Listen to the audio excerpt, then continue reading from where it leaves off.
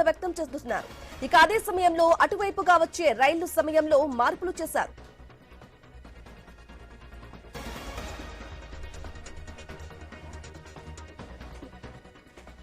Right, ఇక రైలులో సాంకేతిక లోపానికి సంబంధించిన మరిన్ని అప్డేట్స్ మా ప్రతినిధి రాము అందిస్తారు. రాము, ఇట్లాన్ని మనం చూసుకోవచ్చు. ట్రైన్ నెంబర్ 17015 భువనేశ్వర్ నుండి సికింద్రాబాద్ వెళ్తున్న విశాఖ ఎక్స్ప్రెస్ లో సాంకేతిక లోపం కారణంగా ఏదైతే పొందూరు జీసెగడం చీపురుపల్లి సమీప ప్రాంతంలో ఆ టౌన్ అవుట్స్కట్ లో అయితే నిలిపివేయడం జరిగింది. ఈ నేపథ్యంలో సుమారు 3.5 గంటల సేపు కూడా ప్రయాణికులు అవస్థలు పడ్డారు. ఏదైతే ప్రయాణికులు ట్రైన్ నుంచి దిగి ఆ ట్రాక్ మీద ప్రమాదకరమైన ప్రదేశాల్లో కూర్చొని నిరీక్షిస్తున్న విజువల్స్ కొంత భయాందోళనకు గురైన పరిస్థితి కనిపించింది.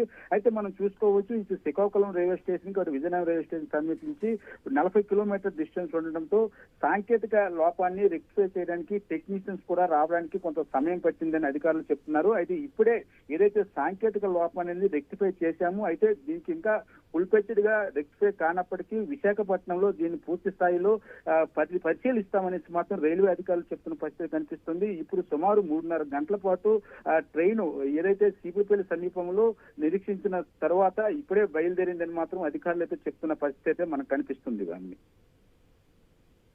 Right Ramu, thank you for the updates.